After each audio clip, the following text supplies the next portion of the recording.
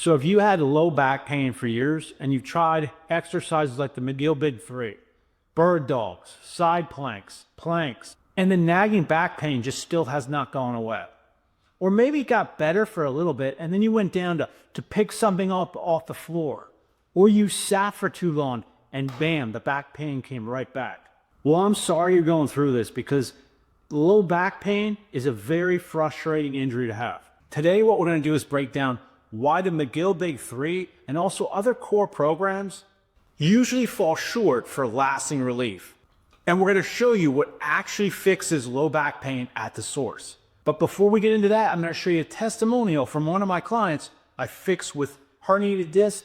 The pain was always there, sitting, laying, didn't matter. Pain got worse over time. Went into PTs, got my MRI, 6 to 8 weeks of PT, heavily focused on just core dead bugs, kind of the basic stuff that got marginally better after a week or so, but then made no difference. Now I'm building up to running 30 plus miles a week, multiple lifting workouts a week, and I have nearly zero pain right now. Now, don't get me wrong, core exercises are an important part of addressing low back pain, which is why people with a weak core, when they start initially doing exercises like the McGill Big 3, they start getting some relief. However, in my opinion, these exercises only solve about 50% of the problem at best. And you can see this with high-level athletes that have been training for years. Their core is really strong, yet they still suffer from low back pain.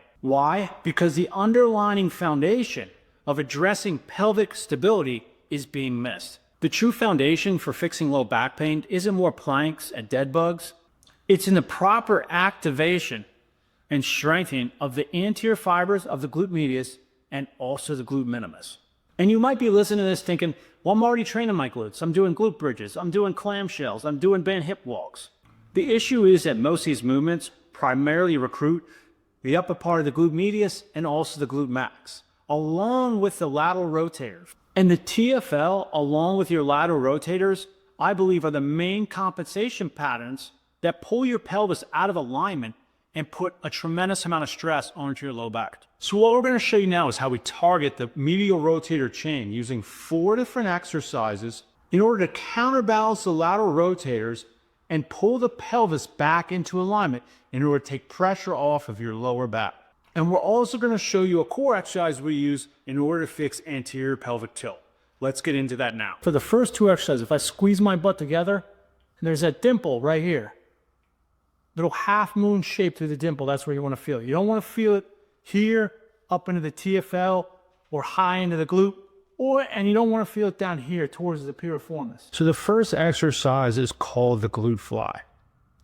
The main focus of this exercise is to target the primary medial rotator, the glute medius. The stronger the glute medius gets, the less likely the piriformis and TFL will overcompensate to pull the pelvis out of position, pressuring the sciatic nerve and also the lower back disc. So if I don't use a pad with this exercise and I let my hips rotate back like this, now I'm using my lateral rotators and it becomes more like the clam show. And I keep the hip turned down this way, so I immediately rotate, and that keeps the pressure onto the glute medius rather than the lateral rotators. The next exercise is called the knee drop. This exercise focuses on much more of the glute minimus, along with the glute medius, to take even more pressure off of the TFL and piriformis. You still want to feel this in the same place as the glute fly, but it'll feel deeper underneath in this area. And if you look at the minimus, it attaches more to the front of the femur neck, allowing it to assist and turn on more during hip medial rotation. That is why we put the foot on top of the bench and put a pad underneath the bottom leg to create more internal rotation as the knee drops down. And this is a muscle you won't get doing glute bridges and clams. The third exercise focuses on the medial rotator assistant in the groin and adductor chain called the brevis and longus. This counterbalances the sartorius, which is also assistant in hip lateral rotation. And the sartorius, along with the TFL compensations, is what causes a lot of hip pinching into the top of the hip flexor. So we want to feel this ball squeeze. We want to feel it right through here, okay? We don't want to feel it up where the sartorius, okay, runs here, attaches into the hip flexor. And if you notice, when we squeeze, the knees turn in to promote medial hip rotation, focusing on the brevis and longus. Normal adductor machines eliminate that rotation and focus purely on adduction, over-recruiting the adductor magnus while limiting your ability to counterbalance the lateral rotators. And the fourth exercise is called the Medial Hamstring Bridge.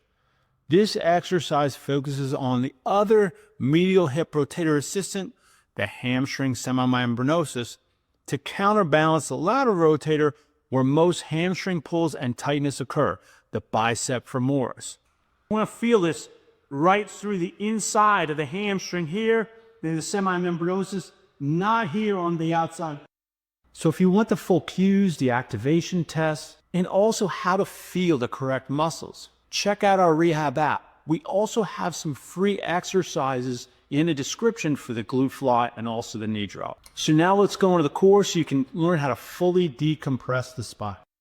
So most core programs using different leg lifts and planks do an adequate job of strengthening up the rectus abdominals and also the obliques, giving some extra stability to the low back at first. However, the biggest problem with these exercises is they highly recruit the ILIOPSOAS, causing it to tighten over time and pull the pelvis more in an anterior pelvic tilt. And this adds additional compression and shearing forces to the lumbar spine.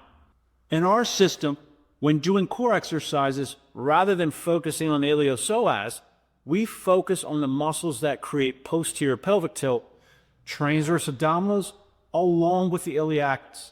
And the technique is much more detailed and nuanced than what we're showing you. And we're going to put a link at the end on a video we did specifically on these exercises here.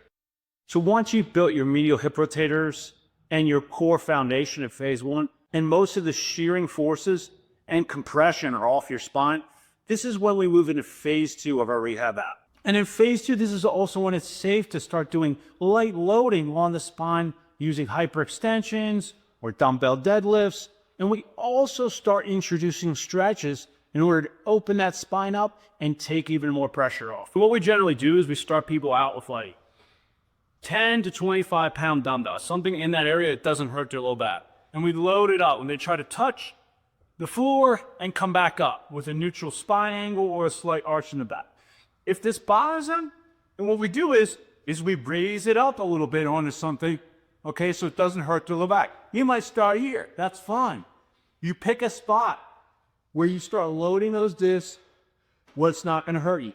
Once they can do 50 pounds, they pass all our hip tests and our core tests, then we move into phase three. And phase three is when we start lifting. And this is where we get the client fully out of back pain. And if you're an athlete, we start getting you back into regular training. So I hope you enjoyed watching this video, and make sure you like this video and also subscribe. And let us know down in the comments how your back pain is doing. And if you've seen some of the other videos and you're trying some of these exercises and how it's going for you.